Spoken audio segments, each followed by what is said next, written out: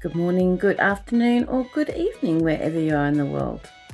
Welcome to Illustrated Insights. My name is Jenny D, and this is topic 9 of the Neurodiverse Creative Journal. This week the topic is literal language. Let's get started. This week I'm doing my first get rid of the white page layer a little differently.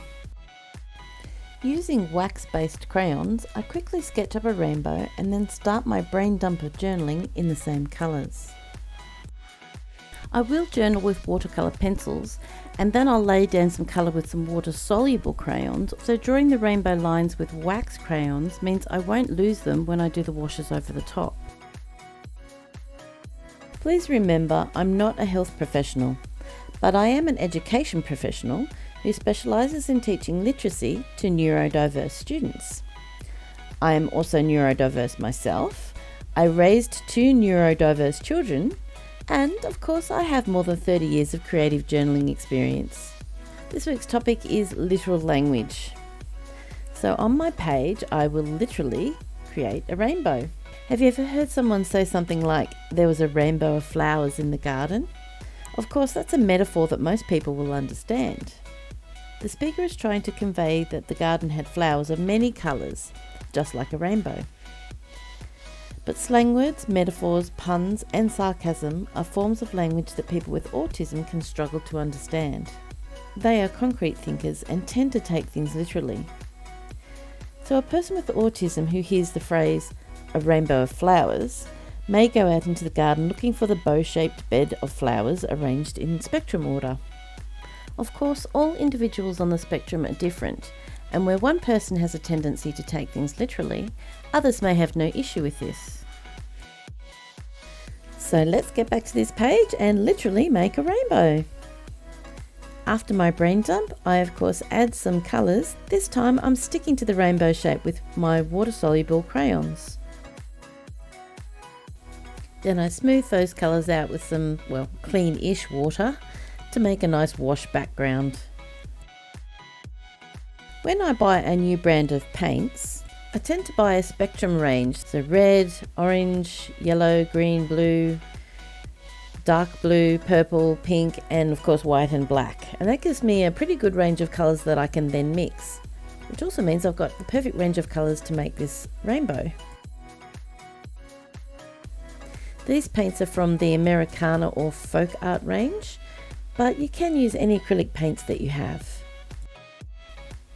Starting in the red part of the rainbow, I just take a nice soft brush and the red paint on its own, making some little marks over the top of that pale wash, trying to preserve some of the pale wash. And then I add some white without ever washing my brush. Again, just making lots of little marks, just to add some interest to that red part of the rainbow.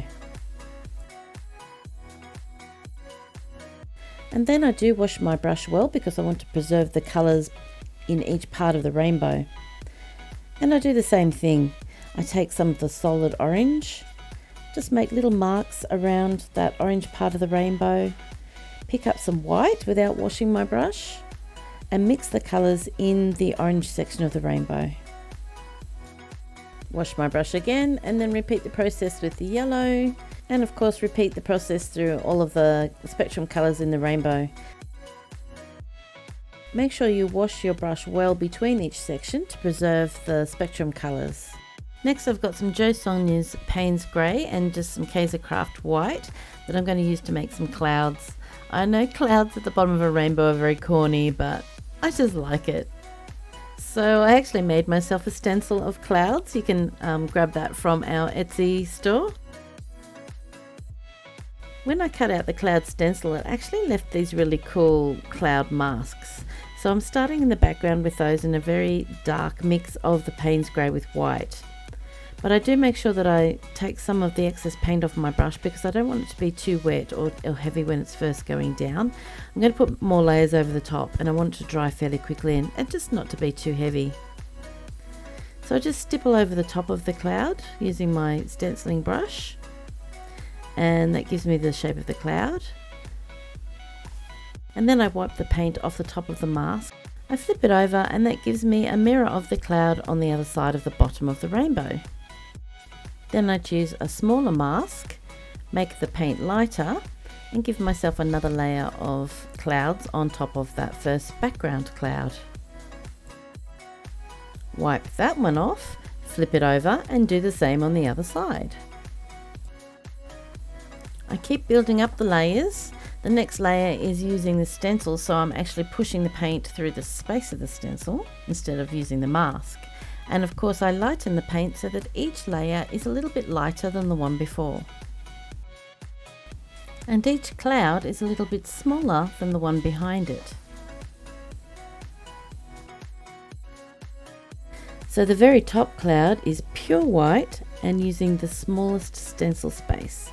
So it will sit right on top of all the other layers of clouds. And because this cloud is quite small, I can fit a few of them on the very top layer.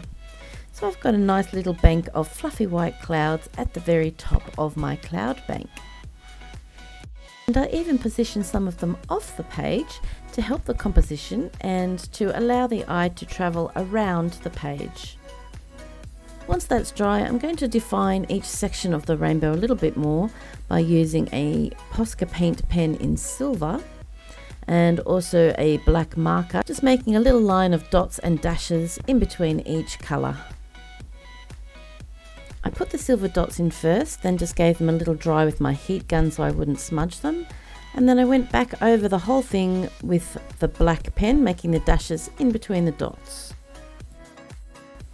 Then all that's left to do is to add some further meaning by journaling over the top. The bands of colour in the rainbow make perfect guides for where to write. For this page, I decided to write down some phrases which could be confusing for someone with ASD, and then I rephrased it so that the words clearly stated what the speaker intended. So, take a seat becomes, please sit down on one of those seats. What about you? Do you tend to take things literally? Why don't you journal about it, create your own decorative journal page, join our community group, and then we can all see it. As usual, thanks for watching. If you enjoyed the video, make sure you leave us a like, and if you subscribe, you won't miss the very last topic, which is all aboard. So where are we going to go from here? Join us next week to find out. See you there.